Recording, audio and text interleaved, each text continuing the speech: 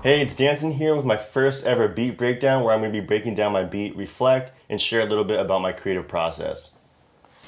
So the first thing I always do for my beats, regardless of what genre or what type of sound I'm going for, I always start with a chord progression. So for this beat, I actually just did this chord progression on piano just as that first building block.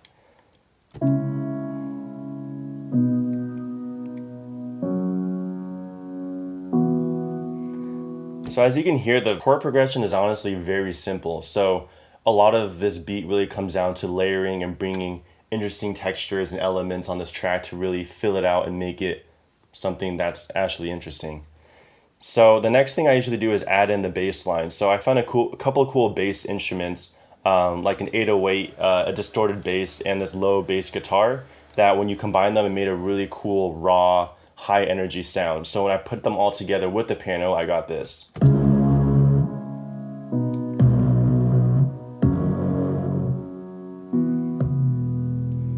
So at this point, I honestly have the backbone of the track.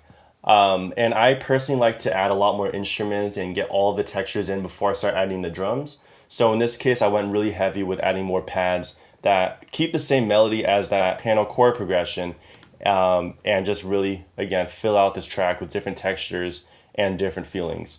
So some of these pads I added in were like this here.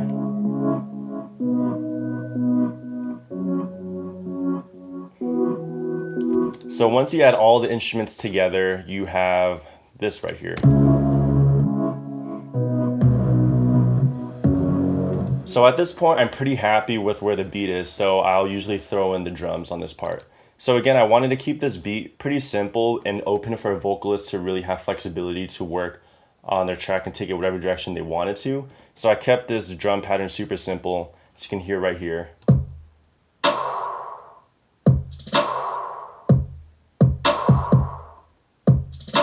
So that's mainly it. I did add a couple of hi-hats here later, as you can hear. But honestly, there's not too much going on in this beat. But when you bring everything together, you get pretty much the whole verse right here.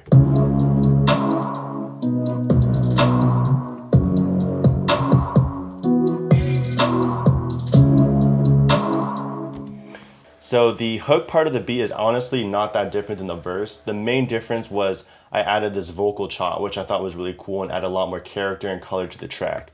So the vocal chop was just this little segment that I found here.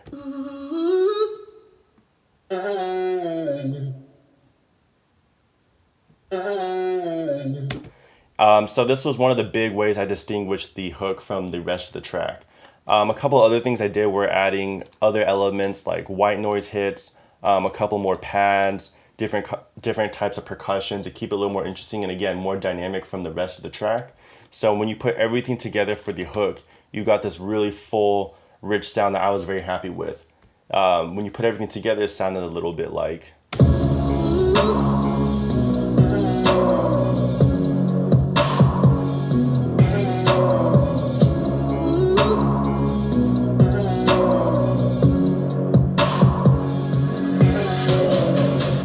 So that was a quick breakdown of what I did for this beat reflect.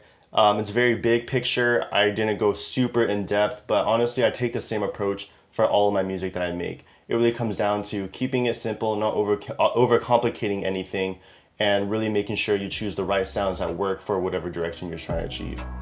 So thanks for watching, and I'll see you guys next time.